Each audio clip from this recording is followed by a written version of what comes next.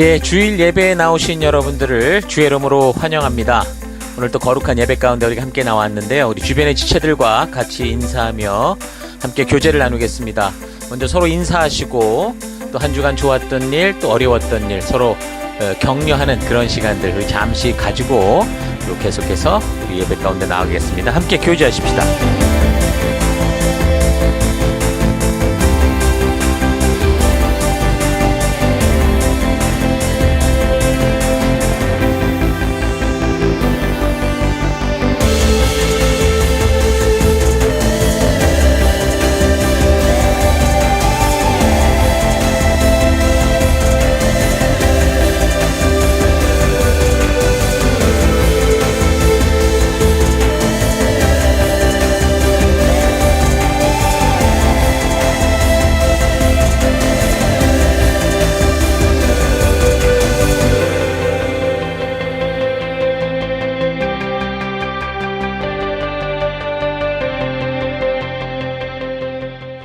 예, 이제 우리가 예배 가운데 나아가기 전에 우리 잠시 지난 주간 우리의 삶들을 되돌아보십시다.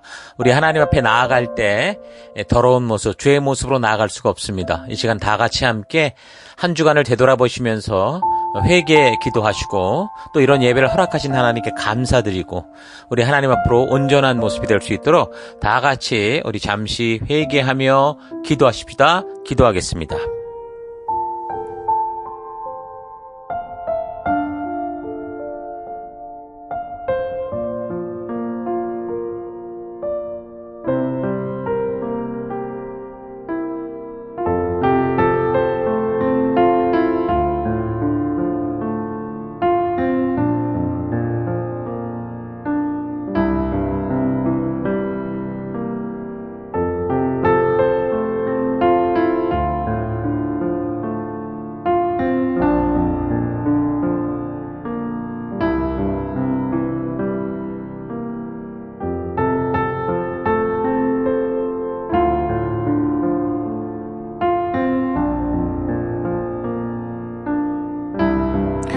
하나님, 지난 한 주간 은혜와 사랑으로 지켜주신 하나님을 찬양하며 감사드립니다.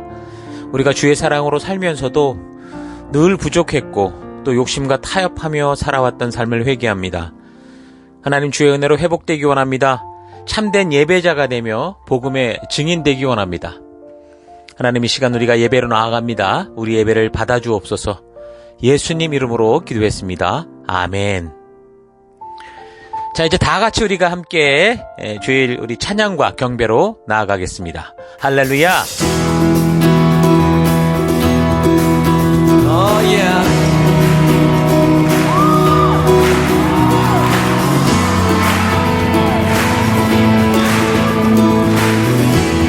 We want to see things for the way they really are. Open our eyes. Open the eyes of my heart, Lord. Open the eyes of my heart. I want to see you. I want to see you. Lift it up, let me hear you. Open the eyes of my heart, Lord. Open the eyes of my heart. I want to see you. I want to see you. To see you high. To see you high and lifted up, shining in the light of your glory. Pour out your power and love as we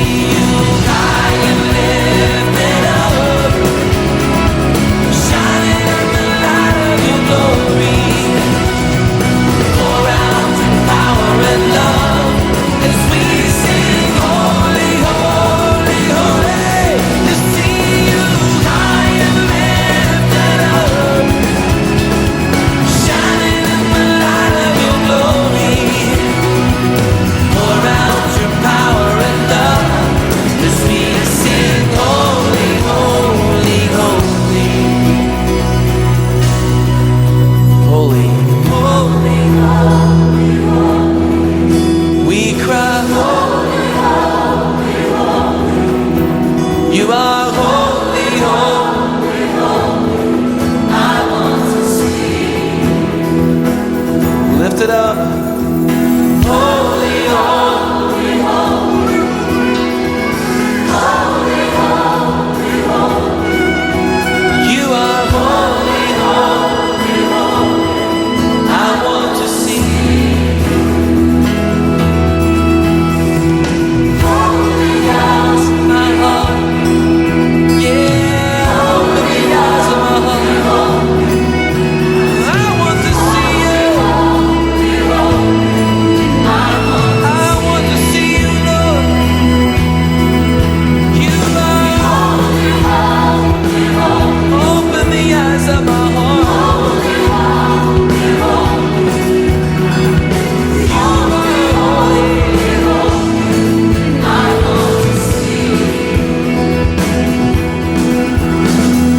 Holy, holy, holy. Oh, you are holy. Holy, holy, holy. Holy, holy, holy. I want to see. Yes, holy, holy, holy. Yes, you are holy. Holy, holy, holy. Yes, you are holy, holy, holy. I want to see. Once again. Holy, holy, holy. Holy, holy, holy. Holy, holy, holy. I want to see. Yes, you are holy, holy, holy. Holy, holy, holy. Holy, holy, holy. I want to see. 우리와 지금도 함께 하시는 전능의 왕 그분을 기쁨으로 찬양합시다. 아멘.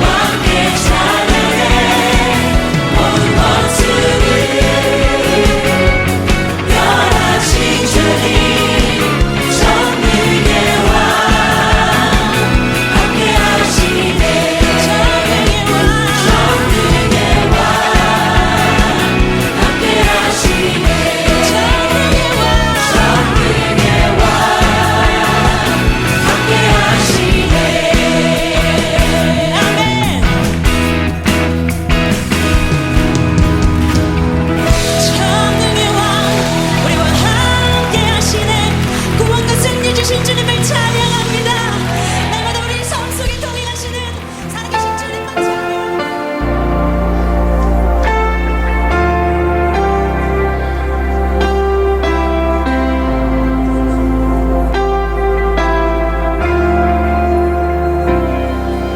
A thousand generations falling down in worship to sing the song of ages to the Lamb. And all who've gone before us and all who will believe will sing the song of ages to the Lamb. Your name is the highest. Your name is the greatest. Your name stands above them all.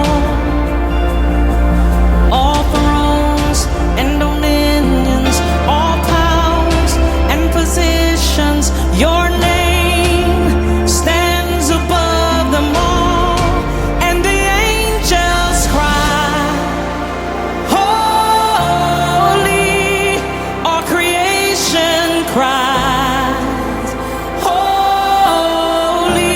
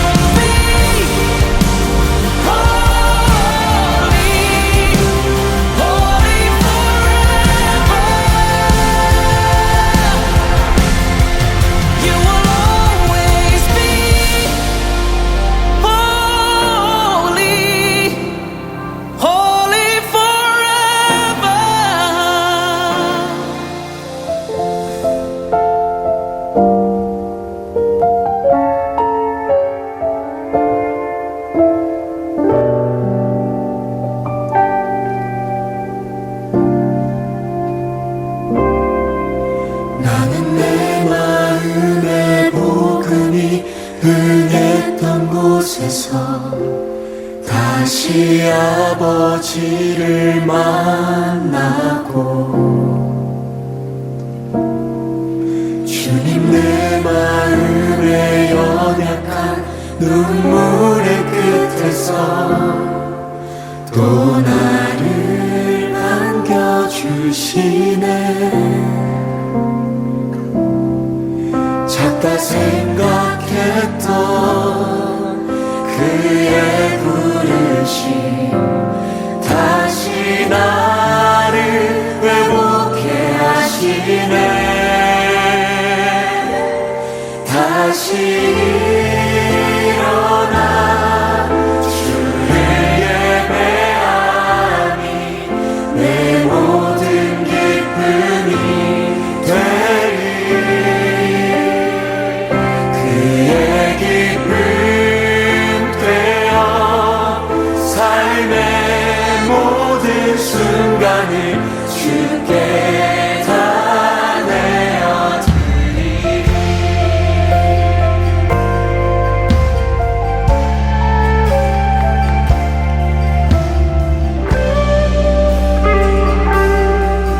우리 함께 고백합시다. 나는 내 마음에 복음이 흥했던 곳에서 다시 아버지를 만나고 주님 내 마음에 연약한 눈물의 끝에서 또 나를 안겨주시네.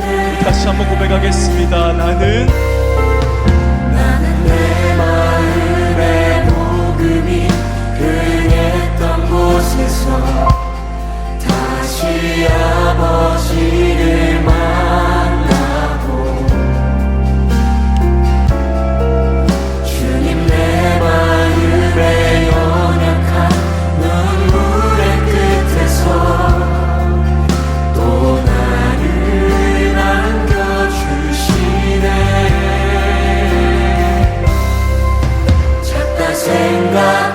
생각했던 그의 부르심 다시 나를 회복해 하시네.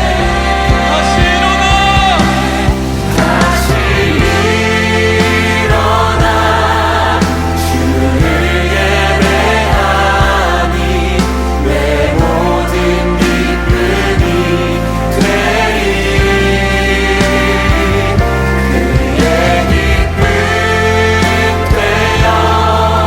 삶의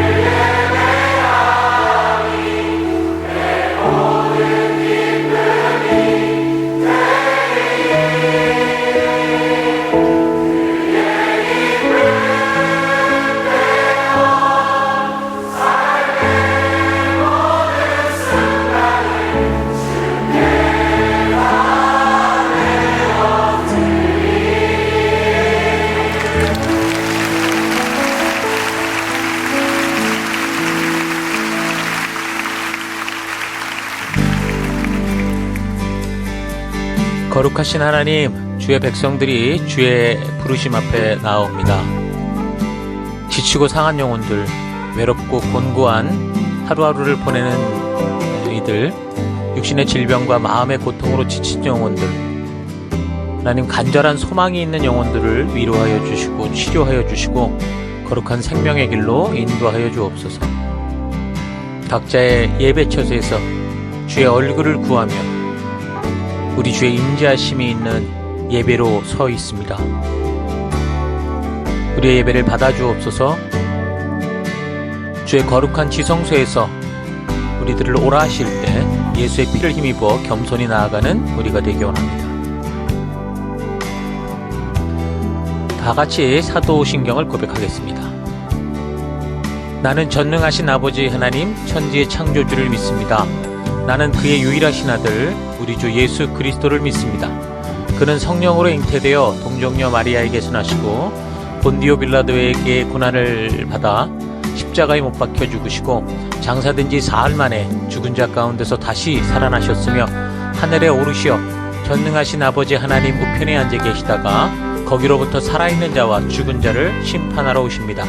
나는 성령을 믿으며 거룩한 공교회와 성도의 교제와 죄를 용서받는 것과 몸의 부활과 영생을 믿습니다. 아멘. 하나님, 우리의 이 고백이 단지 입술의 고백이 아니라 예배 순서로서의 고백이 아니라 우리의 삶으로 드러나는 고백, 우리 삶의 향기가 되고 우리의 그리스도의 편지로서 드러나는 우리가 되기 원합니다. 오직 주만 바라봅니다. 예수님 이름으로 기도했습니다. 아멘. 우리 주변 분들과 같이 인사하십니다. 하나님께서 당신을 사랑하십니다. 아멘.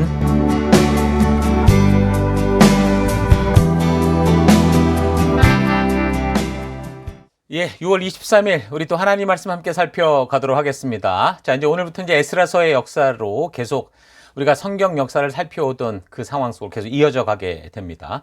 오늘은 에스라서의 이제 서론적인 부분만을 살피게 될 건데요. 언약을 지켜주시는 하나님, 언약을 지켜주시는 하나님, 이런 제목으로 함께 우리 하나님 말씀 살펴가도록 하겠습니다. 자, 오늘 본문에 해당되는 에스라 1장 1절에서 4절까지 봉독해 드리겠습니다. 페르시아 왕 고레스가 왕위에 오른 첫 해이다. 주님께서는 예레미야를 시켜서 하신 말씀을 이루시려고 페르시아 왕 고레스의 마음을 감동시키셨다. 고레스는 온 나라에 명령을 내리고 그것을 다음과 같이 조서로 써서 돌렸다. 페르시아 왕 고레스는 다음과 같이 선포한다. 하늘의 주 하나님이 나에게 이 땅에 있는 모든 나라를 주셔서 다스리게 하셨다. 또 유다에 있는 예루살렘에 그의 성전을 지으라고 명하셨다. 이 나라 사람 가운데 하나님을 섬기는 모든 사람은 유다에 있는 예루살렘으로 올라가서 그곳에 계시는 하나님, 곧 주 이스라엘의 하나님의 성전을 지어라. 그 백성에게 하나님이 함께 계시기를 빈다. 잡혀온 하나님의 백성 가운데서 누구든지 귀국할 때에 도움이 필요한 사람이 있으면 그 이웃에 사는 사람은 그를 도와주어라. 은과 금과 세간과 가축을 주고 예루살렘에 세울 하나님의 성전에 바칠 자원 예물도 들려서 보내도록 하여라. 아멘. 자, 오늘부터 이제 포로 이후 역사와 관련된 에스라서가 보여주는 역사를 중심으로 이제 구약의 이제 마지막 부분을 살펴나가게 됩니다. 역사적으로 지금 분열 왕국 끝에 북이스라엘 같은 경우는 아수르에 의해서 BC 722년에 망했고, 남유다 같은 경우는 끝까지 불순종하다가 바벨론에 의해서 BC 586년에 망하면서 예루살렘 성과 성전도 완전히 이제 파괴가 된 거죠. 그래서 바벨론 포로 생활이 시작이 됐는데, 이제 70년의 포로 생활 끝에 하나님이 그 말씀하신 대로 이 바벨론이 페르시아에 의해 망하면서 유다 민족들이 예루살렘으로 복귀하는 그런 시기와 관련된 이 역사적 그런 사건들이 이제 에스라서를 중심으로 연관된 그 선지서들과 함께 이렇게 나오게 되는데, 이걸 우리가 이제 마지막으로 살피게 되는 겁니다. 자, 오늘부터 그래서 살피는 에스라서. 에스라서의 사실 가장 중요한 역할은 뭐냐면 이 언약 성취에 대한 역사적 증거를 보여준다라는 겁니다. 그러니까 즉 에스라서는 하나님께서 지금 이스라엘이 결국 하나님과의 언약을 떠남으로 그동안 선지자들을 통해 약속해 오신 게 있었죠. 그래서 그 하나님의 그 약속, 그 하나님의 약속이 이루어지는 역사에 대한 그 말씀들이 성취되기 시작하는 것을 보여주는 그런 모습, 그런 게 이제 에스라서인 겁니다. 그래서 에스라는 스룹바벨에 의한 1차 귀환으로부터 에스라가 포함된 2차 귀환과 그리고 이제 그 관련된 역사적 사건들이 어떤 일이 있었는지를 분명하게 보여주고 있죠. 자, 그러니까 그동안의 역사를 통해 하나님이 말씀하신 예언들이 성취되기 시작하는 이야기들이라고 볼 수 있습니다. 이사야, 예레미야, 에스겔, 다니엘 등 이 선지자들에 의해서 하나님께서 계속 선포하셨고 당신이 이제 이루시겠다고 약속하셨던 그 일들이 성취되는 그 역사가 에스라서부터 잘 보면 이제 시작되는 걸 알 수 있습니다. 물론 이제 계속되는 에스라서든 선지서들 여러 개 뒤에 나오는 곳에도 또 하나님이 그 미래에 하실 일들을 또 몇 개 말씀하시는 것도 있지만 하나님의 말씀대로 뭔가 이미 말씀하셨던 것이 성취되기 시작하는 역사들이 바로 이제 에스라서부터 우리가 볼 수 있는 겁니다. 그래서 우리가 이 에스라서를 살펴나갈 때 그 시대 벌어진 역사적인 사건들을 우리가 잘 파악을 해야 되는데 역사 얘기는 정말 재밌기도 합니다. 근데 한편으로 복잡해 보일 수도 있겠지만, 이제 강단에서 제가 이제 인도해 주는 이 길과 또 제공되는 자료들을 통해서 차분히 함께 우리가 집중해서 살펴가면 반드시 하나님이 살아계신 역사를 여러분 성경을 통해 만나게 될 겁니다. 자, 우리가 이렇게 성경의 역사적인 배경들을 중요하게 살피는 거는요, 단지 무슨 역사 지식을 자랑하고 그런 사건들이 있었다 줄줄이 나열하려는 게 아니고요. 그런 역사 속에서 지금 택함받은 백성들이 왜 무엇 때문에 망하게 되었고 또는 지금 회생이 완전히 불가능한 그런 상황, 그 함정에 빠졌는데도 어떻게 회복과 축복의 길을 얻게 되는가라는 거를 우리가 알 수 있기 때문입니다. 이렇게 말씀을 듣고 살피는 과정 속에서 성령께서 우리로 하여금 이 죄, 그러니까 우리가 이슬이 왜 벗어난 이 하나님의 약속에서 벗어난 것, 그러니까 죄에 대해서 깨닫게 해주시고 또 하나님의 약속이 뭐다라는 것, 그 의에 대해서 기억나게 하시고 또한 그 길을 벗어날 때 결국은 어떤 길로 가게 되느냐라는 심판에 대해서도 말씀을 해 주시죠.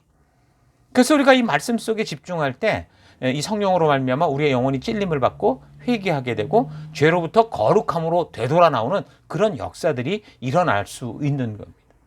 내가 그리스도인이라는 사실을 알 수 있는 가장 큰 내적 증거가 뭘까요? 하나님의 말씀을 듣고 있고 묵상할 때 이전에 알지 못했던 잘못된 길이 보이는 거죠. 죄가 보이고 그래서 그로 인한 애통이 있고 이 회개가 있고 진정한 회개가 나오는 이런 모습. 진정한 회개가 나왔다라는 것은 결국 뭐라는 거예요? 이제는 온전한 길을 알게 됐다라는 거고 그 온전한 길을 향해 나아가는 변화가 반드시 따라오게 되는 거죠. 그래서 여러분 우리가 이 말씀을 살피고 하나님을 믿으려 할 때에 어떤 신비한 현상을 통해 하나님을 믿으려고 하지 말고 성경과 역사를 통해 하나님의 마음을 살피고 우리가 알아갈 때 이 바른 성경적 역사의식이 생기는 거고 그래서 오늘 우리가 보냄받은 이 삶의 터에서 우리가 어떻게 살아가야 하는지에 대한 구체적인 이 성도로서의 그런 길과 우리의 가치관도 우리가 분명히 알 수 있게 되는 것입니다.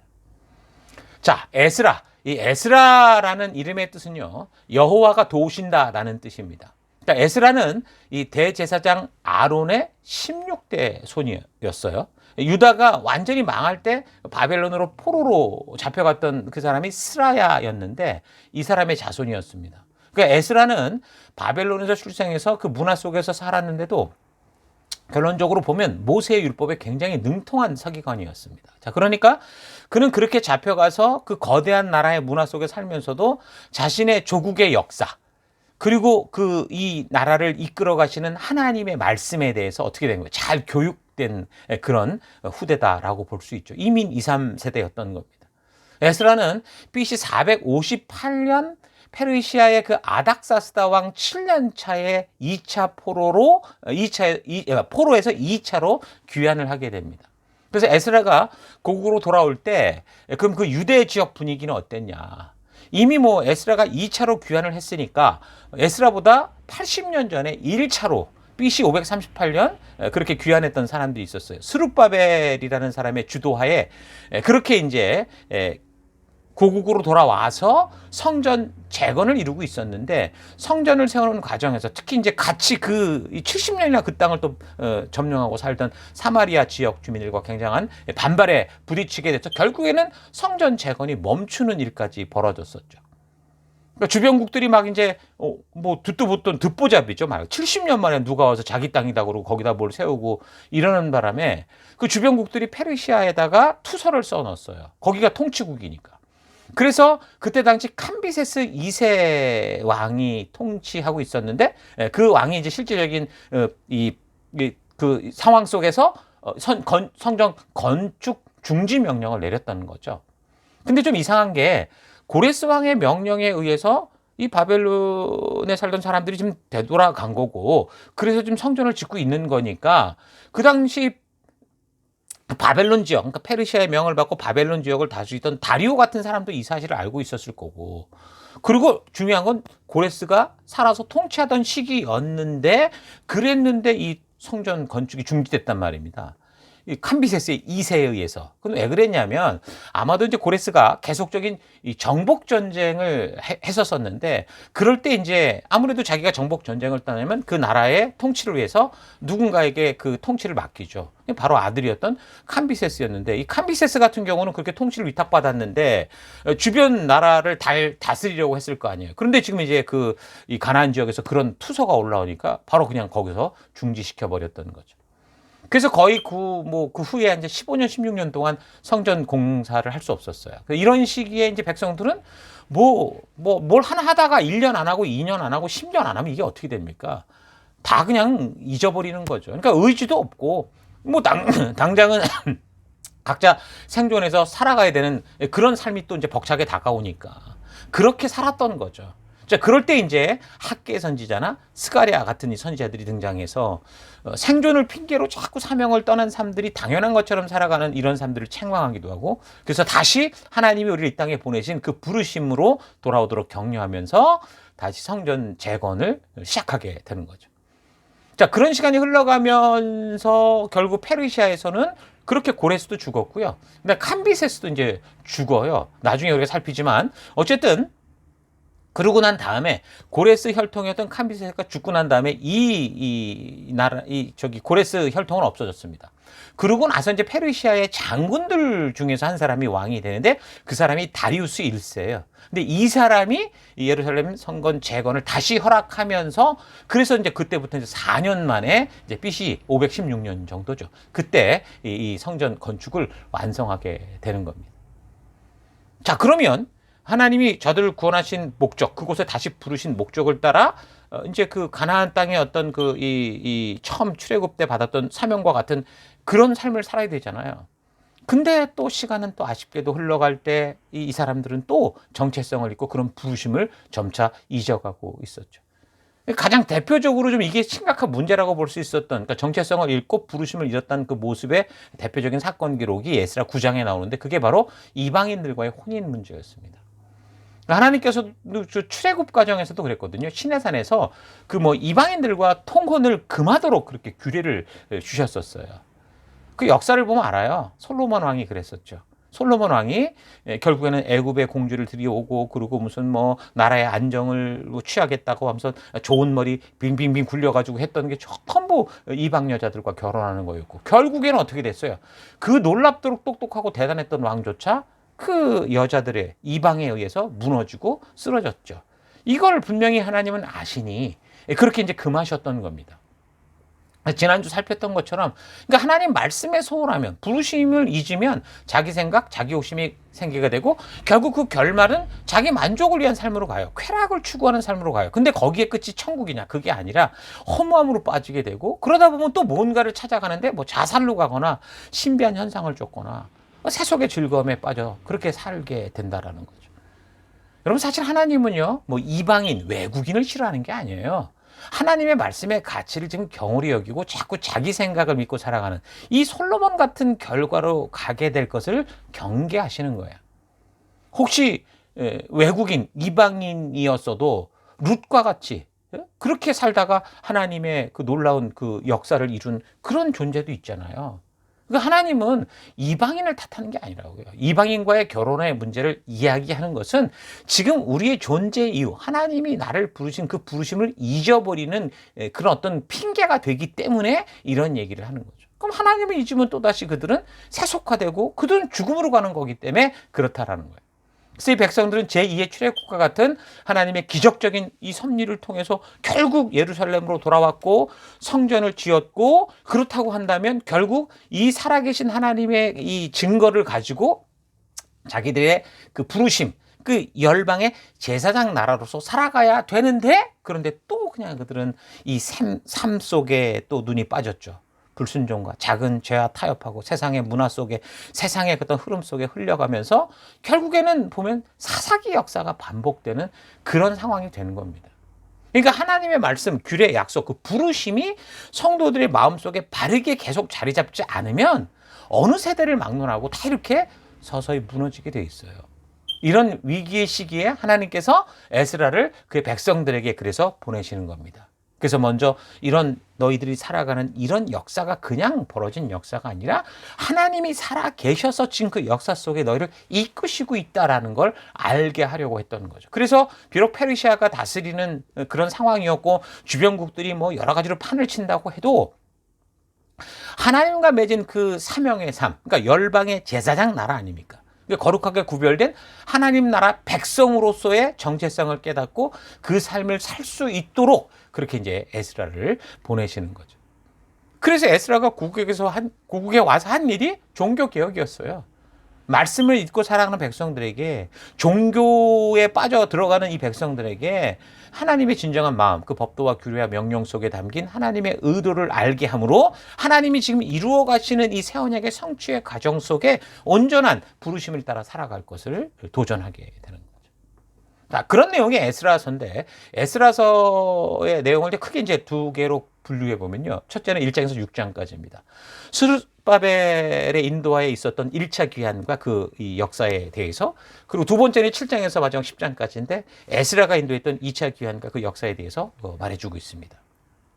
자, 오늘은 먼저 그래서 서론적인 부분으로 에스라서의 이제 역사적인 배경들만 좀 우리가 살피려고 합니다. 그래서 1장에서 6장이 지금 스룹바벨을 통한 1차 귀환, 그리고 역사적인 사실을 말해준다고 했는데, 이게 포로들이 지금 돌아가도 좋다고 했기에 지금 그런 고레스 왕의 칙령이 났기에 BC 538년에 그래서 이제 그 백성들이 돌아올 기회를 갖게 됐는데, 근데 보면은 즉시 돌아올 수는 없었어요.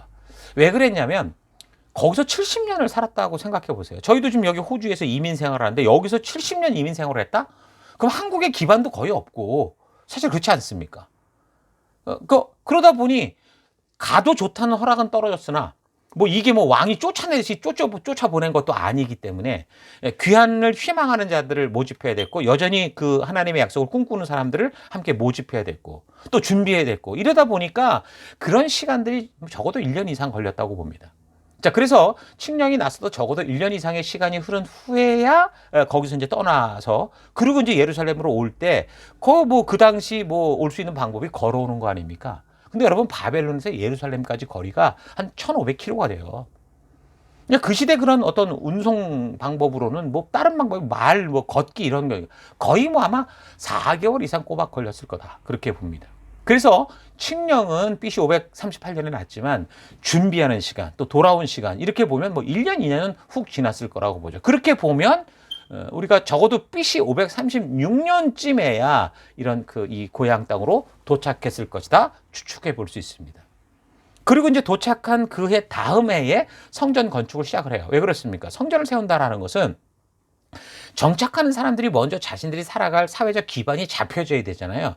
그래야 이제 그걸 근거로 이제 가지고 이제 늘 이제 성전을 지어갈 수 있는 거니까. 그래서 도착한 해였던 BC 536년이 아니라 그 다음 해였던 BC 535년경에 이 건축이 시작이 되는 겁니다. 자, 그러면 첫 번째 포로로 잡혀갔던 때가 BC 605년이었거든요. 여호야김 통치 4년경. 그러면 이 BC 605년 그리고 BC 535년 따져보면 거의 정확히 70년 만에 다시 예루살렘 성전이 이제 건축되기 시작하는 거죠. 물론 정확한 절대 연도를 알기 전까지 뭐 어떤 이 역사를 정확한 이 어떤 그 이 시기를 책정하는 것에 있어서 다소 차이가 있겠지만 분명한 거는요. 예레미야 선지자를 통해 하나님이 미리 말씀하셨던 그 70년이라는 포로 기간이 온전히 바르게 이루어졌다라는 건 분명히 알 수 있다라는 거예요. 자, 역사를 다시 정리해서 좀 살펴보면요. 여러분, 분열왕국 이후 북이스라엘은 BC 722년에 아수르에게 패망했다고 그랬죠. 그리고 이 메소포타미아 근동 지역 여러 곳으로 이제 잡혀갔습니다. 자, 그래서 이제 근동 지역 전역으로 흩어지게 됐고, 북이스라엘이 무너뜨렸던 이 포로로 잡아갔던 아수르 같은 경우는 또 어떻게 돼요? 시간이 흘러가면서 BC 609년에 바벨론에 또 무너졌어요. 그래서 이제 고대 근동 지역이 이제 그 패권이 바벨론에게 넘어갔었죠. 남유다는 그 바벨론에게 BC 586년 결국 무너지고 또 포로로 잡혀가게 됩니다.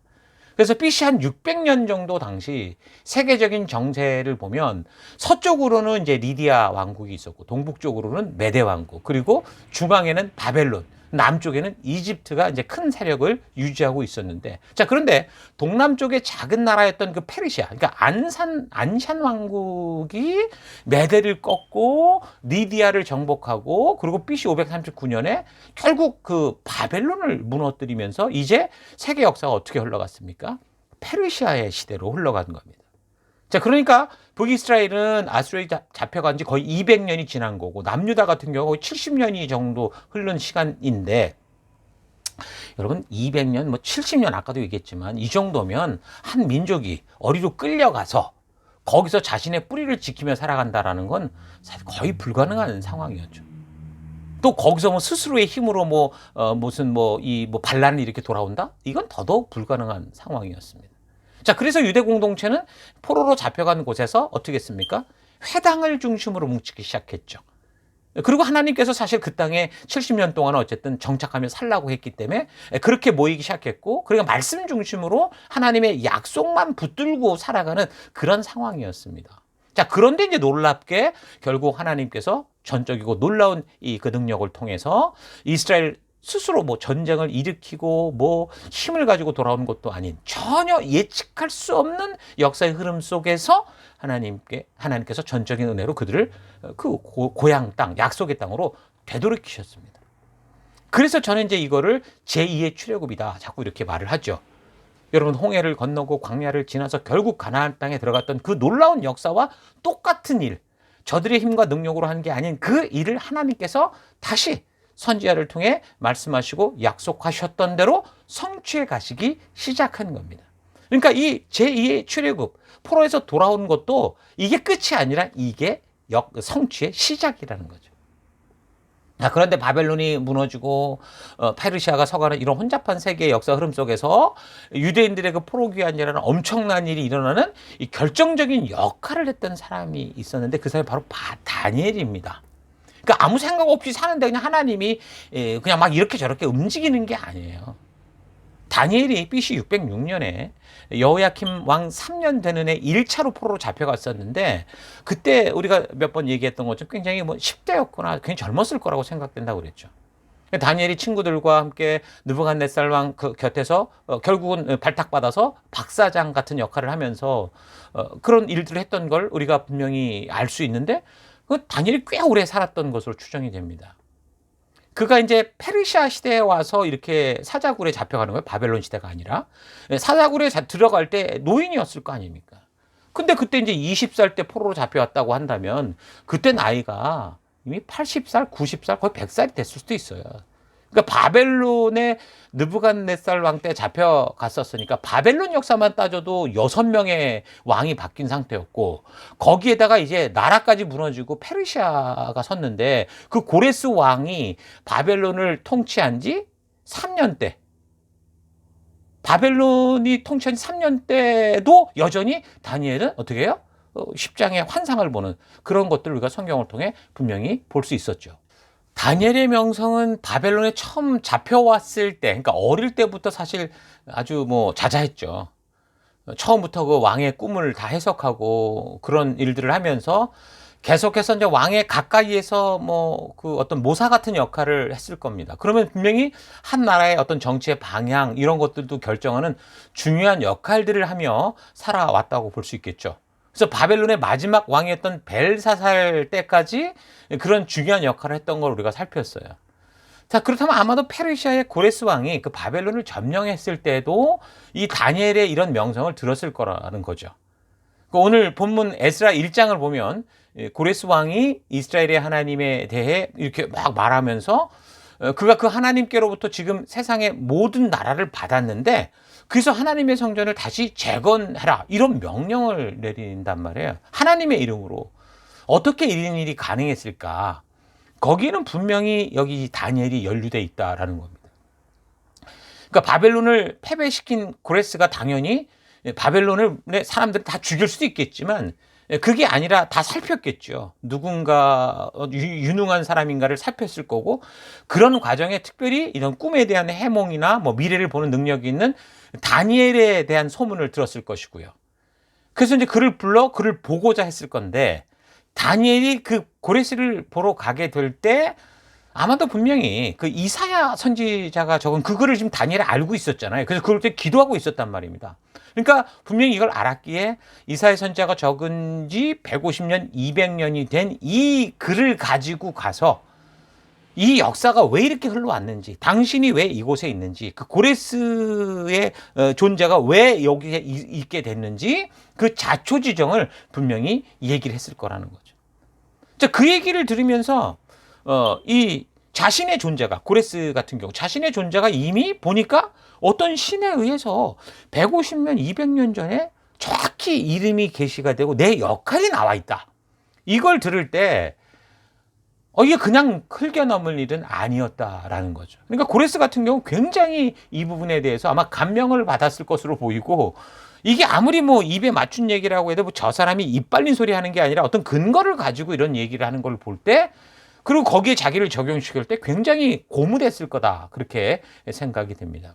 그러니 이제 어떻게 하는 겁니까? 하나님의 그 말씀대로 자기가 받아들이고 비록 자기가 섬기던 신은 아니었지만 그런 존재가 계시다는 것과 너무나 놀랍다는 걸 고백할 수밖에 없었던 거죠. 그럼 놀랍지 않습니까? 우리가 학교에서 배우는 세계 역사에 분명히 존재하는 이 페르시아의 실제적인 역사 속에 지금 이렇게 성경의 역사가 연결되어 있는 거예요. 그 이야기가 따로 돌고 있지 않고 함께 돌아가고 있다는 거죠. 근데 성경은 놀랍게도 이 세상 인류 역사의 많은 일들, 이런 나라들의 존속 여부와 이런 것들을 예언하고 있고 또한 그 예언들이 지금 그대로 하나도 빠짐없이 이루어졌거나 이루어져 가고 있어요. 그러니까 이 세상의 역사가 뭐예요? 바로 성경을 통해 말씀하신 하나님의 살아계신 증거다라는 거죠. 단지 지금 살펴보고 있는 고대나 뭐 중세 역사 여기만이 아니고요. 우리가 살아가는 현대의 역사도 그래요. 그리고 이제 다가올 미래의 역사까지 성경은 이미 분명하게 이 세상이 어떻게 갈 것을 말해주고 있습니다. 그래서 성경 우리가 역사적으로 바르게 읽고 이해하는 것이 현대의 세계 정세와 또 말세에 벌어질 일들을 바르게 분별하는 가장 중요한 기초가 되는 거예요. 역사라는 것이 과거의 일을 적어놓은 기록이라는 뜻으로 사전적 의미는 뭐 인류 사회의 변천과 흥망의 과정 또는 그 기록이다 이렇게 말을 하는데 세계 역사는 이 역사가 어떻게 시작한지를 몰라요. 어디로 가는지도 몰라요. 다만 그 기록을 적고 있는 거죠. 그 기록, 그 시간의 역사 속의 변천과 흥망의 과정, 어떤 존재들의 이런 거를 알게 할 뿐이에요. 근데 성경은 바로 그런 인류가 어디서 시작이 돼서 왜 이런 사회와 이런 역사로 흘러가고 있는지, 왜 그 나라가 흥했는지 망했는지 그 이유까지. 그게 바로 그 이유를 말하는데 그게 바로 하나님이 말씀하신 이 언약, 하나님이 성취해가는 이 말씀 속에 있다라는 걸 분명하게 보여주고 있는 거죠. 자, 그러니까 하나님의 최초의 뜻이 이 시간 속에서 계속 이루어져 가고 있는 게 이 세상 역사인 거예요. 그래서 세상의 사람들에게 성경이 사실 아무것도 아니고 허구고 뭐 거짓말이다 이렇다고 한다면 여러분 이미 그런 것들은 상종도 안 하잖아요. 우리도요. 이미 잊혀져 버렸을 거예요. 이게 진짜 가짜고 아무것도 아니라면 뻥이었으면 잊어버렸을 거예요. 그런데 역사를 보면 원하든 원하지 않든 믿든 믿지 않든 이 세상의 역사는 이 성경을 빼고 얘기할 수가 없는 거죠. 성경을 통해 예언하고 증거하는 대로 이 역사가 그대로 흘러가고 있고 흘러간 증거들이 있기 때문인 거예요. 그래서 성경은 분명하게 인류 사회의 변천과 흥망성쇠의 이유를, 그 시작과 끝을 말해주고 있기 때문에 우리가 이 성경과 역사를 통해 바른 분별력을 가질 때 비로소 이 시대를 살아가면서 우리가 어떻게 살아야 되느냐, 왜 살아야 되느냐를 알 수 있고, 그럼 미래는 어떤 길로 우리가 나아가야 되느냐, 이것도 알게 된다라는 거죠. 자, 아무튼 페르시아라는 거대한 나라가 이 세상에 등장하면서 이제 진정한 제국이라고, 세계사에서 제국이라고 할 수 있는 그런 이 거대한 이 나라가 생겼는데, 그 나라를 세운 왕이 성경 속에 정확하게 지금 예언되어지고 있고, 그래서 이런 놀라운 사실 앞에 그 이야기를 들은 왕이, 그 신이라 불릴 만큼 대단했던 그 세계 제국의 왕들이 하나님이 나를 택했다, 하나님이 나에게 이런 명령을 주셨다라고 고백을 하는 겁니다. 그래서 페르시아의 퀴루스가 이런 역할을 하는데, 이런 이야기가 나오기까지 페르시아가 등장하게 되는 역사적인 배경을 좀 우리가 좀 살피고자 합니다. 먼저 이제 홍수 이후 시대까지 가야 돼요. 홍수 이후에 인류 조상이라고 할 수 있는 노아의 가족들부터 우리가 살펴야 됩니다. 현존하는 우리 모든 인류의 조상을 거꾸로 따져 올라가면 결국 노아와 그 자녀들이 되니까요. 그래서 노아의 제일 큰 아들이 셈, 그러니까 3명의 아들이 셈, 함, 야벳이 있었는데, 그 첫 아들 셈에게 5명의 아들이 있었어요. 엘람, 아수르, 아르박삭, 아람, 리디아, 룻, 이렇게 있었는데, 첫째가 엘람이에요. 엘람은 오늘날 이란을 말하는 거예요. 이란 지역. 그러니까 이게 나라 이름이 아니고요. 원래 뭐라는 거예요? 그 사람의 이름이었어요. 둘째 아수르인데 이것도 역시 맞아요. 나라 이름이 아니라고요. 셋째는 아르박삿인데 여기 나라를 세우진 못했어요. 그래서 근데 중요한 건 이 셋째 아르박삿의 혈통에서 아브라함이 나온다라는 거죠. 다섯째는 아람인데 이스라엘 역사적으로 볼 때 늘 그 다메섹이라고 해서 부딪히는 이 나라.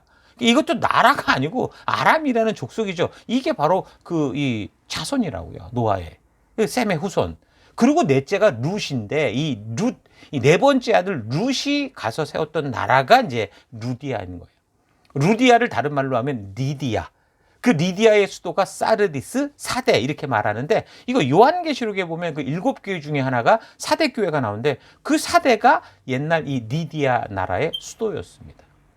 그 사대에 리디아 왕국이 어떻게 존재했는지 역사적으로 좀 살펴보면요, 이 리디아 왕국은 3왕조의 지배를 받았습니다.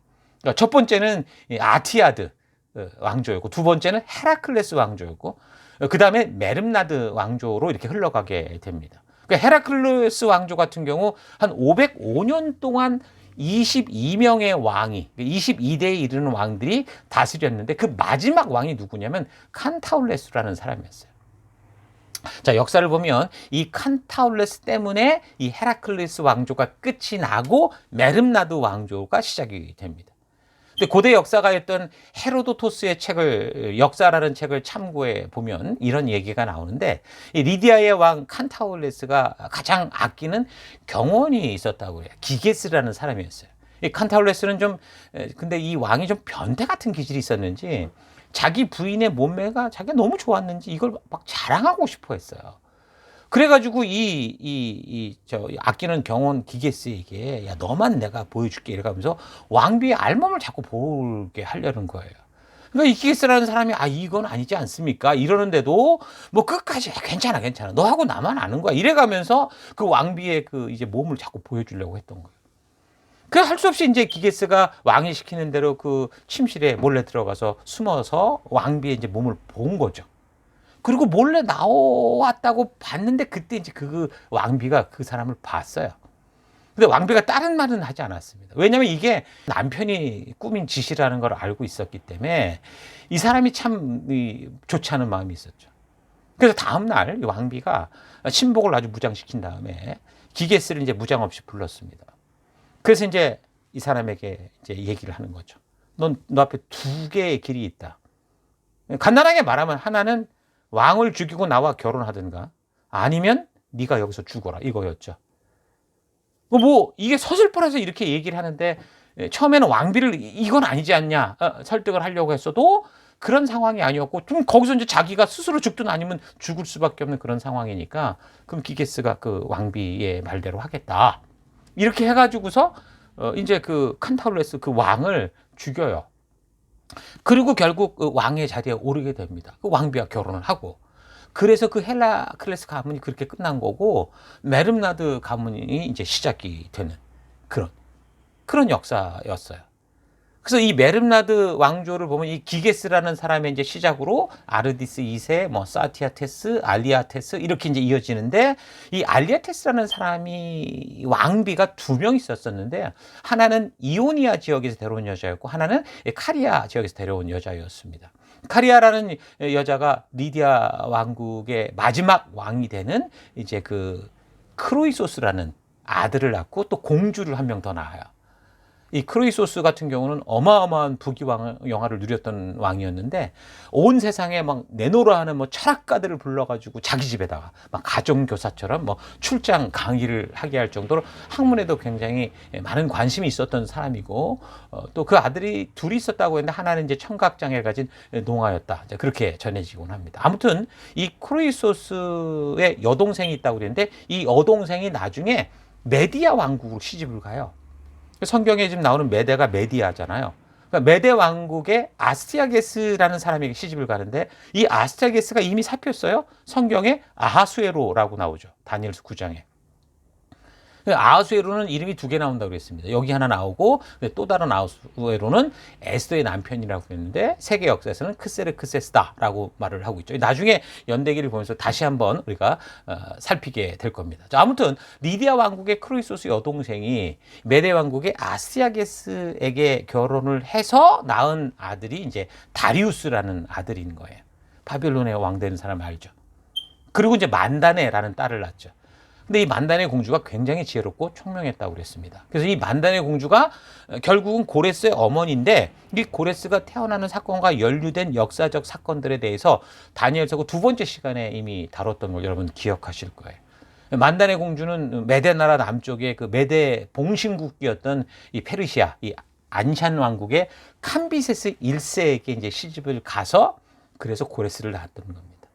근데 뭐 처음부터 좀 이 외할아버지였던 아스티아게스가 자꾸 이상한 꿈 꾸고 그래서 딸을 뭐 저기 시집 보내고 애 태어난다고 그러니까 죽였죠. 사실 죽인 거랑 마찬가지인데, 근데 이 아이가 끝까지 살아남게 돼서 결국 외할아버지 나라 메대를 다 통합해버리고 페르시아를 세우는 바로 그 사람, 이 고레스입니다.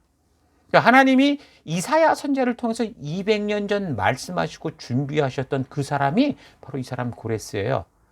세계 역사에서는 고레스라고 부르질 않고 키루스 이렇게 하죠.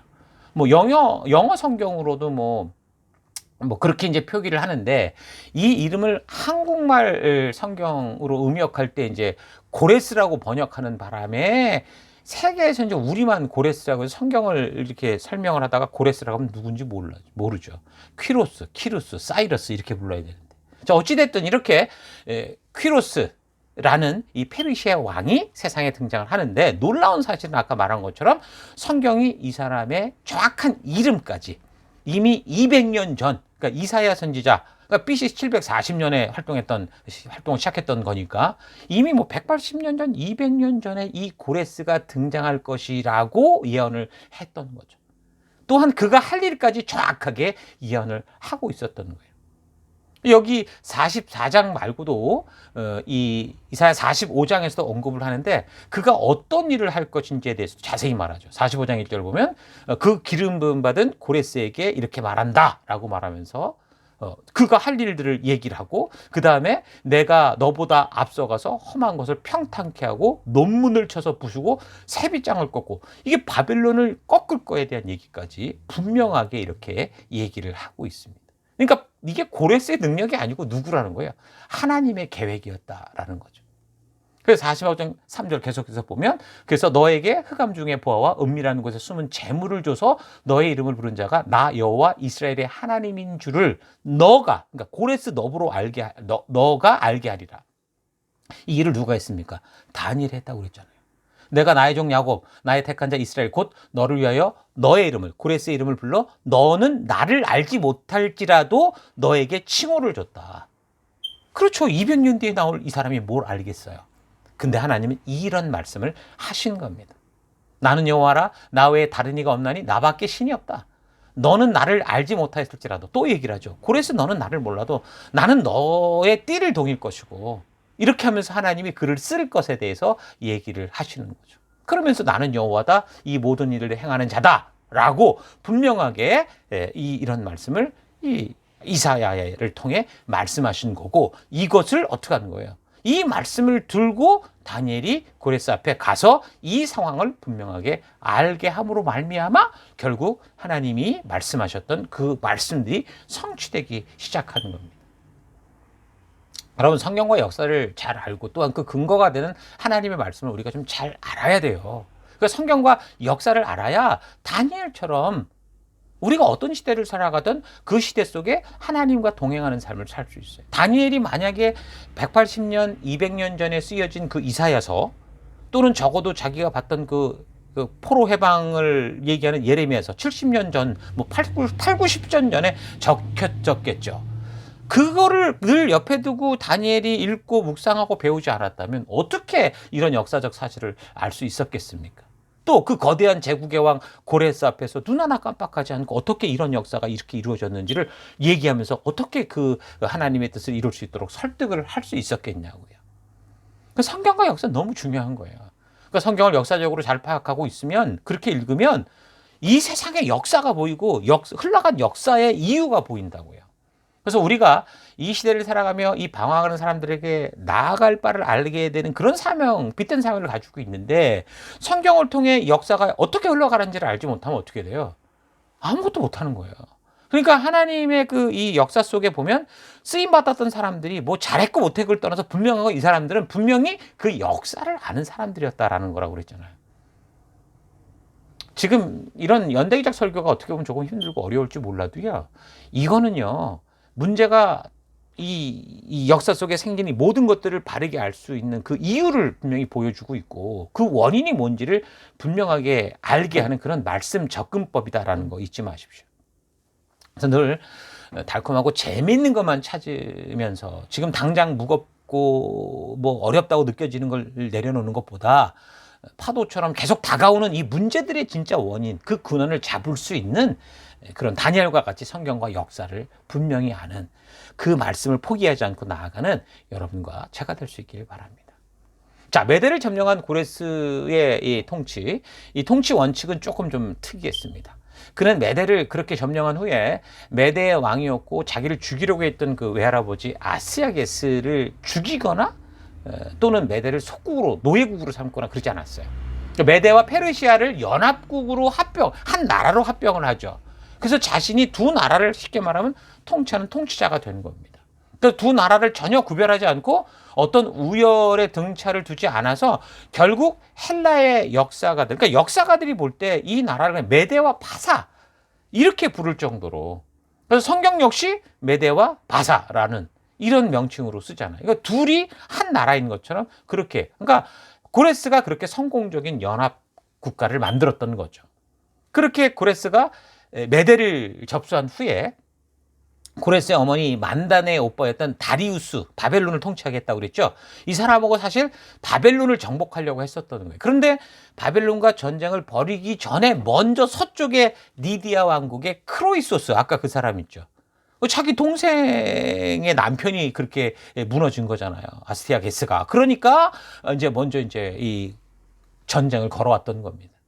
그래서 이제 이쪽을 먼저 점령하게 된 거고, 그리고 이제 이 바벨론보다 먼저 리디아 왕국을 정복한 후에, 그러고 나서 이제 바벨론과 또 이제 전쟁을 벌이면서 BC 539년, 그래서 결국은 이 완전히 통치국가, 이 세계의 제국이 이루어지게 되는 겁니다.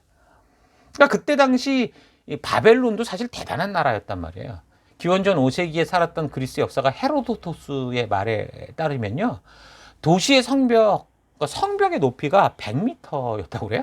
두께가 25m, 길이가 한 변이 22km 정도. 그러니까 도시 둘레가 거의 90km에 달했다라고 말합니다. 그러니까 성벽 높이가 정말 100m일까 싶기는 하지만 분명한 건 이거예요. 바벨론 성이 그렇게 쉽게 무너뜨릴 수 있는 무너뜨릴 수 없는 난공불락의 성이었다라는 건 확실하다는 거죠. 가까이 와서도 어떻게 그럴 방법이 별로 없었어요. 도시가 완전히 요새 같았어요. 그러니까 바벨론 성 안으로 유프라테스 강이 흘러가게 했는데, 유프라테스 강이 이렇게 흘러가다가 바벨론 성에 도착할 때 이게 세 갈래로 나뉘어지는 거예요. 한쪽은 성 안으로 계속 흘러 들어가고, 두 갈래는 성벽 주위를 쫙 돌아서 해자를 만들게 됐던 거죠. 그래서 그 성의 기초를 파기 위해서도 지면에서 11m 밑에까지 파내려갔다고 그래요. 그래서 거의 지하 3층 깊이로 파내려가서 거기서부터 성벽을 쌓아 올렸다고 하는데, 그런 성벽이 또 이중 성벽으로 되었던 게 바벨론이었습니다. 그리고 그 바벨론 그 성에 청동문이 100개가 삥 돌아가면서 있었는데, 그게 해자가 있으니까 그 문이 다 내려가야 다리가 되고 올리면 이제 성이 되는 이런 식이었다라는 거죠. 그래서 바벨론 성을 쉽게 점령할 수 없는 난공불락의 성이다, 그렇게 얘기를 했는데, 고레스는 이걸 무너뜨렸어요. 어떻게 했냐면, 결론적으로 짧게 얘기를 하면 유프라테스 강 상류 쪽에서 강준기를 다 그냥 딴 데로 다 흘려버렸어요. 그 강의 수위를 낮춰버렸죠. 그러다 보니까 바벨론 성 안으로 들어가는 이 물줄기의 그 구멍이 보였던 거죠. 거기로 들어가 가지고서 결국은 이 성을 점령하죠. 이런 상황의 역사를 성경 이야기와 연결을 하면 어떻게 될까요? 그 고레스가 바벨론 성 밖에서 이제 이런 일을 벌이고 있을 때, 다니엘서 5장 얘기, 그 벨사살 왕이 거기서 잔치를 벌였던 거죠. 바벨론이 침략해 와서 다 이제 성까지 에워싸고 있는 그런 상황. 성이 그런데도 외부 공격으로부터 안전하다 그런다고 해도, 지금 성이 지금 지척 바로 바깥에 와 있으니까 아무리 잔치를 벌이고 이래도 술을 먹어도 전혀 분위기가 안 살았던 거예요. 그래서 이 벨사살이 예루살렘에서 빼앗아왔던 그 여호와의 그 제단에 드리는 금그릇, 은그릇 이런 거 가져다가 술 퍼먹었어요. 뭔가 흥을 돋구겠다고, 흥 돋으려고 그렇게 예루살렘 성전에 가져온 하나님의 이 제사에 드리는 금그릇, 은그릇 갖고 술 퍼마시다가, 그럴 때 뭐가 나타난 거예요? 갑자기 벽에 손이 나타났다고 그랬죠. 그래서 용접, 부쪽, 뭘 썼는데, 그래가지고 이제 결국은 이 얘기 기억하시죠? 벨사살 왕이 그때 얼마나 그걸 두려워하고 떨었는지 다니엘서 5장에 뭐라고 말합니까? 6절을 보면, 이에 왕의 즐기던 얼굴빛이 변하고 그 생각이 번민하여 넓적다리 마디가 녹는 듯하고 그의 무릎이 서로 부딪힌지라. 덜덜덜덜 떨었다는 거죠. 그래서 그냥 온갖 술사 박사를 다 불러다가 이게 뭐냐, 이거 해석하면 나라 셋째 칠이자 삼겠다. 아무도 없었어요. 그렇게 얘기했는데, 그때 이제 다니엘에 대해서 알게 되고, 다니엘이 와서 이것을 이제 해석을 듣게 되는 거죠. 당신은 당신의 성조였던 느부갓네살 이야기를 잊었냐? 하나님께서 그 권세를 주셔서 그가 이루었던 그 일들을 기억하지 못하고, 지금 여호와 하나님께 드리는 성전의 그릇을 가져다가 이 여자들과 신하들과 술 퍼먹으면서 하나님께 영광을 돌리는 게 아니라 하나님을 모독하는 그런 짓을 했다는 거죠.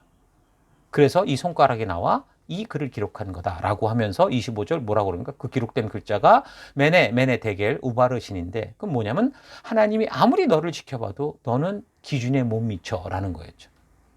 그래서 결국은 너 이후에 이 나라는 없어질 거다, 이렇게 얘기를 하는 겁니다. 하나님이 이 얘기를 한 그날 어떻게 되는 거예요? 이 고레스가 이 바다, 이 유프라테스 강줄기를 돌려내고 드러난 수구를 통해 들어와가지고 결국은 그 바벨론을 점령하게 되는 거죠. 그러니까 헤로도스에 의하면, 그 역사가에 의하면 바벨론 성의 규모가 너무 엄청났다고 그랬잖아요. 그러다 보니까 섬 중앙에 좋은 데 살던 사람들은 성 밖에서 벌어지는 이런 일들을 잘 몰랐어요. 오랫동안 몰랐다라는 거예요. 그러니까 페르시아의 군대가 그들을 사로잡기까지 춤추고 흥얼거리고, 그러고 이제 하다가, 그러다가 이제 결국에는 끝장이 난 거죠. 그래서 그날 밤에 벨사살 왕이 죽임을 당하고, 메대의 다리우스가 이제 바벨론을 얻었다라는 겁니다. 그러니까 결국은 페르시아가 점령한 후 다리우스가 통치하게 됐다, 이 얘기를 하는 겁니다. 그때 이제 다리우스 이 사람의 나이가 62세였다. 다니엘서 5장에 분명히 얘기를 하죠. 자, 이렇게 해서 BC 539년 엄청난 바벨론 제국이 무너지고 중근동에는 페르시아 제국이 이제 대대로 선 겁니다. 페르시아의 고레스가 이런 업적을 이룰 수 있었던 건 뭐였다고요? 이사야 45장의 예언처럼 하나님께서 먼저 당신의 뜻을 이루기 위한 준비를 통해 됐다라는 겁니다. 자, 이런 사실을 페르시아의 고레스를 만난 다니엘이 알게 함으로 말미암아 그 약하고 짓밟히고 그저 그냥 이래 죽고 저래 죽고 죽을 수밖에 없었던 이 백성들이 놀랍게 고국으로 돌아오는 그 역사가 이루어지는 거예요. 하나님께서 계획하셨지만 다니엘과 같이 성경과 역사를 아는 사람들의 기도와 또 그의 그런 하나님의 말씀대로 순종하고자 하는 용맹한 그 페르시아의 왕 앞에 가서 당당하게 얘기를 하는 이런 순종 때문에 가능하게 됐다라는 거죠. 그래서 전 여러분들이 이런 걸 살피면서 이런 다니엘과 같은 인물들이 되기를 바랍니다. 이 왕의 모사, 그러니까 우리 교회가 사실 애써서 할 일은 이런 사람을 세우고 기르는 일이죠. 그러니까 우리 교회가 할 일은 바로 그러는 거예요. 사람을 세우는 거예요. 온 세계의 역사를 하나님의 뜻대로 가게 하는 그런 사람. 하나님의 뜻을 알고 하나님의 역사를 알고 하나님의 마음을 알고 그 세계를 그렇게 이끌어가고 나아갈 바를 알게 하는 그런 인물을 우리가 키워가는 거죠. 그런 인물들이 커서 뭐 청와대도 들어가고 호주 정부에도 들어가고 그들을 지도하는 모사가 돼야 된다라는 거예요. 이 나라가 나아갈 바를 알리는 그런 사람이 돼야 된다라는 거죠. 다니엘은 포로였지만 왕의 모사가 되고 정권과 나라가 바뀌어도 지대한 영향을 미치는 그런 존재였어요. 바른 성경적 가치관을 가진 이 다니엘과 같은 지도자, 이런 모사가 될 때 그런 일이 되더라는 거죠. 그럴 때 꺼져버린 나라, 이미 다 망한 나라도 되살리는 거 아닙니까? 민족도 되살리는 그런 존재. 그게 바로 바른 성경적 가치관, 성경과 역사를 아는 다니엘, 믿음을 가진 다니엘을 통해 이루어진 것처럼 여러분과 저도 그런 존재가 되기를 바랍니다. 그 당시 유대인들은 우리는 포로고 뭐 돈도 없고 뭐 늘 억압당하면 막 짓밟힐 수밖에 없고 이렇게 생각했지만 또 오히려 그 없는 것과 억압당하는 게 역사적으로 볼 때 이 유대인들을 끝까지 생존하게 하는 그런 일이었다고 볼 수 있어요. 돈이 없고 힘이 없고 나라가 없는 게 문제가 아니고요. 하나님의 백성된 존재 가치, 그러니까 사명, 부르심을 모르는 게 문제라고 해요. 이 나라가 그 아무것도 없는 그 상황 속에서 하나님은 이루어내시잖아요. 그러니까 하나님의 말씀 붙들고 하나님의 백성된 존재의 가치를 여러분 확실히 믿고 살아가기를 바랍니다. 지금 여러분이 살아가는 여러분의 삶 속에 여러분의 존재가 너무 미미하고 미약하고 형편없다고 보십니까? 여러분 남과 비교할 땐 그럴 수 있을지 모르지만 하나님의 뜻 안에 당신들은 너무나 소중한 분들입니다. 여러분 잊지 마시고요. 한평생 부귀와 영화만 위해 살아가는 그런 걸 쫓아가다가 그렇게 죽어가는 존재가 아니라 하나님의 말씀과 그 가치를 따라 살아감으로 말미암아 하나님께서 이 역사를 위해 사용하는 여러분들 되시기를 바랍니다. 다니엘 이런 말씀을 붙든 삶이 결국 고레스 왕으로 하여금 결국 하나님의 이름으로 칙령을 내리게 했죠. 그러니까 포로기한의 역사에 있어서 다니엘의 역할은, 그러니까 하나님의 그 말씀과 역사를 하는 사람의 역할은 굉장히 큰 거였다라는 겁니다. 하나님께서 이루어진다고 예언을 분명히 말씀하셨어도 다니엘 같은 이 말씀을 보는 사람들이 이걸 발견하고 준비하여 간구하고 하나님께 요청하지 않았다면 이게 어떻게 됐을지도 모르는 거예요. 자, 이런 사실 잊지 마시고 오늘 에스라 서론에 대해서 역사적 배경을 살폈는데 재밌게 좀 잘 또 되돌아보시고, 그래서 우리가 또 한 주간 미리 좀 읽고 묵상하셔서 또 다음 주 계속해서 우리 이렇게 이제 역사, 이런 하나님의 역사 끝에 고국에 돌아온 이 백성들이 과연 어떤 삶을 살아가고 있는가 계속해서 살펴가도록 하겠습니다. 자, 우리 들은 말씀을 가지고 잠시 묵상하며 기도하겠습니다. 묵상하시겠습니다. 예, 우리가 살피고 있는 이 역사가 우리에게 보여주듯이 하나님의 백성들이 하나님 말씀대로 순종하느냐 그렇지 않느냐에 따라 이 역사가 아주 다르게 전개되는 걸 우리가 기억하길 바랍니다. 말씀대로 순종하는 삶을 살아갈 때 하나님께서 복된 길을 우리가 누릴 수 있도록 하시는 거예요. 성경에 이게 약속입니다. 근데 그 약속을 잊고 자기 오름대로 살다 보면 결국은 암흑의 역사, 심판과 멸망의 역사를 만드는 거죠. 그래서 이런 성경과 역사를 잘 알던 이 학사 에스라가 이런 역사의 흐름을 보고 지금 또 다른 제2의 출애굽을 통해 귀를 얻은 백성들이 그곳에서 온전치 못할 때 나아가서 이 하나님의 진정한 마음을 전하는 그런 역할을 한 겁니다. 그러니까 결국은 이 역사가 흘러갈 길을 제시하는 그런 일을 했던 거죠. 이 세상의 거친 역사의 풍랑이 불순종으로 말미암아 하나님의 선하신 계획을 따라 흐르지 않으면 여러분 결국 고통과 통곡과 괴로움이 있을 뿐입니다. 그러나 성경과 역사를 통해 우리가 이 흐름을 바르게 알고 하나님의 마음을 바르게 알고 그 말씀대로 우리가 선 그 자리에서 순종의 삶을 살아간다면 다니엘과 같이 비록 어두운 땅 속에 적국 안에서도 포로된 그 안에서도 그 나라들이 나아갈 그 왕들이 나아갈 그 세계의 황제가 나아갈 길을 알리는 그런 존재가 될 수 있다는 거죠. 이런 사실 잊지 마시고 우리 성경과 역사를 꾸준히 계속해서 바르게 알아가는 여러분과 제가 되기를 바랍니다. 자, 이런 말씀을 가지고 이런 말씀을 기억하면서 잠시 기도하기 원하는 것은 첫째, 하나님은 살아계시고 역사는 하나님의 언약에 대한 사람들의 순종과 불순종의 여부로 움직여 가기 때문에 순종함을 통해 하나님의 역사를 바르게 써가는 값진 인생 살기 원합니다. 기도하시고, 둘째, 하나님의 말씀의 달콤함만을 찾았던 나를 용서하여 주시고 이제 내 삶에 어떤 문제를 만나도 말씀의 가치를 따라 살 수 있는 말씀의 깊이를 진지하게 만나는 내가 되기 원합니다. 결단하며 기도하십시오. 그리고 마지막으로 하나님, 말씀을 들어도 반응이 없고 성령의 음성을 듣지 못하는 무뎌진 마음 용서하여 주시고 이 시대와 백성들에게 나아갈 바를 알게 하는 믿음의 길로 나아가는 내가 되기를 결단합니다. 다 같이 함께 기도하겠습니다. 기도하십시다.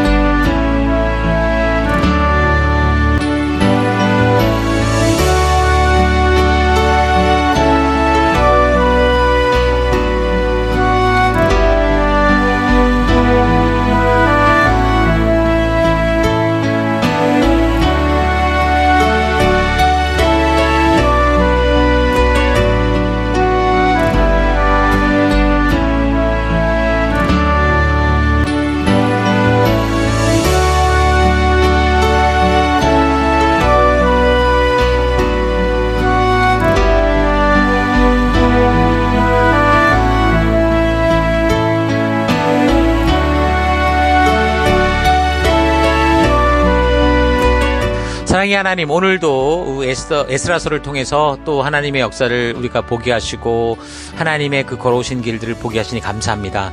하나님은 살아계시고 역사는 하나님의 언약에 대한 사람들의 순종과 불순종의 여부로 움직여 간다는 걸 우리가 또 보게 되는데, 하나님, 그래서 이 순종함을 통해 내가 살아가는 이 시대에 이 순종을 통해 하나님의 역사를 써가는 값진 인생 되기 원합니다. 말씀에 늘 좋은 것만 찾고 달콤한 것만 찾아왔던 나를 회개합니다. 용서해 주옵소서. 이제 하나님, 내 삶에 어떤 문제를 만나도 말씀의 가치를 따라 그곳에서 말씀의 길로 나아가는 내가 되기 원합니다. 말씀을 들어도 반응이 없고 성령의 음성을 들어도 듣지 못했던 이 무뎌진 이 마음 하나님 용서해 주시고 이제 하나님 깨어 이 시대의 백성들에게 나아갈 바를 알게 하는 정말 진정한 빛된 삶, 주님이 이끄시는 믿음의 삶 나아가길 원합니다. 그 길로 이끄시고 함께 하신 하나님 감사드리고 예수님 이름으로 기도했습니다. 아멘.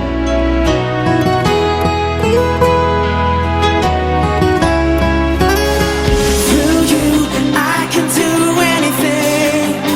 Oh, I can do all things. 'Cause it's you. 6월 23일 교회 소식을 함께 나누겠습니다. 이번 주는 2024년 셀위크 21번째 주간입니다. 우리는 셀 모임을 통해 생명 낳는 생명을 세우는 사명을 감당하고 있습니다. 생명 낳는 생명을 세우는 사명은 하나님의 전적인 은혜로 구원받은 모든 성도들의 존재의 이유입니다. 이것을 위해 우리가 구원받았고 우리가 이곳의 한 교회로 모여 하나님 나라를 이루며 지금까지 달려가고 있는 것입니다. 그러므로 모든 성도는 영적인 가정 셀에 속하여 말씀의 기초를 확실하게 쌓으며 그 말씀 위에서 지체들과 서로 격려하며 하나님께서 순종하는 우리를 통해 이루시는 치료와 회복의 놀라운 은혜들을 누리시기 바랍니다. 사랑의 돌봄과 성경과 역사 교육, 이것이 가장 중요하고 부름받은 자들의 핵심적인 사명인 것을 잊지 말고 셀 모임으로 적극적으로 모여주시기 바랍니다. 6월 넷째 주인데요. 매월 네 번째 주간 저희 교회가 집중하는 사역 포인트는 교회에 속한 모든 성도를 주님이 주신 이 교회의 사명에 합당한 사역자, 동역자로 세워가는 것입니다. 각자의 달란트에 맞는 자발적 헌신으로 성도로서 신나게 사명을 감당하는 사역의 현장을 만들어 가십시다. 성도는 교회의 구경꾼이 아니라 교회에 속한 성도로서 우리가 각자 감당해야 할 책임에 헌신하는 것이 하나님 나라를 세워가는 성도로서의 사명임을 잊지 말고 함께 하나 되십시다. 저희 교회를 새로 방문해 주신 지체들을 환영합니다. 오늘 이곳 예배당 예배에 그리고 영상 온라인 예배에 처음 참석해 주신 분들을 주의 이름으로 환영합니다. 우리를 이곳에 부르시고 함께하게 하신 하나님께 감사하고 그 사랑으로 우리 모두 함께 귀한 교회로 하나 되는 시간들이 되기를 바랍니다. 오늘 예배 후 성도의 교제는 본당 옆 건물 1층 로버트 화이트 홀에서 모이게 됩니다. 함께 오셔서 귀한 성도의 교제 가운데 하나님의 은혜와 축복을 경험하실 수 있기 바랍니다. 예배 후 교제는 스캇교회의 오후 예배가 있어서 4시 50분까지 마치고 모두 함께 교제했던 테이블이나 의자들을 정리하신 후 5시까지 퇴실합니다. 이어지는 교제는 멜번시티 곳곳에서 자유롭게 누리시기 바랍니다. 다음 주일 예배 계속해서 스캇처치 예배당에서 예배드립니다. 우리가 예배를 드리고 있는 멜번시티 CBD 안에 있는 스캇처치 본당에서 2시에 예배를 드립니다. 미리 예배 시간 5분 전까지 오셔서 거룩하고 귀한 예배, 하나님의 말씀으로 거듭나는 예배 되도록 하십시다. 우리가 드리는 예배는 계속해서 매주 영상으로 미리 준비되어 교회 사이트에 매 주일 오전 6시에 업로드됩니다. 또한 교회 유튜브에도 같은 시간에 업로드가 되니 어떤 이유로든 예배당 예배를 나오지 못하게 되는 경우 각자가 처한 처소에서 각자 가능한 시간에 하나님의 부르심 앞에 스스로 나아가 예배 드리실 수 있기 바랍니다. 내가 처한 어떤 상황과 환경 속에서도 변함없이 거룩한 예배자로 서서 온전한 예배를 드리실 수 있기 바랍니다. 지금까지 6월 23일 교회 소식이었습니다. 한 주간도 믿음으로 말씀 따라 승리하는 여러분들 되시기 바랍니다. 하나님 말씀. 계속해서 우리 교회가 존재하는 목적을 함께 외치고 축도로 예배를 마치겠습니다. 2024년 사람을 세우는 교회임을 잊지 않고 살아가는 교회 되기. 그 사명을 감당할 때 사랑을 가지고 사명을 이루는 교회 되기. 하나님이 주신 방향을 잃지 않고 열심을 다하는 교회 되기. 사명을 위해 구별하신 열방의 제사장 나라 거룩한 교회 되기. 어떤 상황과 환경 속에서도 하나님의 말씀대로 용기 있게 순종하는 교회 되기. 아멘. 자, 이런 부르심 잊지 마시고 각자 보내받은 삶의 터 곳곳에서 우리를 보내신 하나님의 빛과 소금된 거룩한 모습으로 승리하는 한 주 되시기를 주의 이름으로 축원합니다. 다 같이 기도하겠습니다. 이제는 우리 주 예수 그리스도의 은혜와 하나님의 그 크신 사랑하심과 성령님의 감화, 감동, 위로, 축복, 충만하심이 오늘 말씀을 통해 하나님의 약속과 언약은 반드시 살아계신 하나님께서 이루어 가심을 역사적 사실을 통해 확인하여 이제 말씀 외에 다른 감정이나 현상을 따라 믿는 것이 아니라 오직 성경과 역사 속에 담긴 하나님의 마음, 그 의도를 따라 믿음으로 살아갈 것을 선택하는 모든 백성들 머리 위에 이제로부터 영원토록 함께 하실지어다. 아멘. 하나님 말씀에 한 명을 거는 자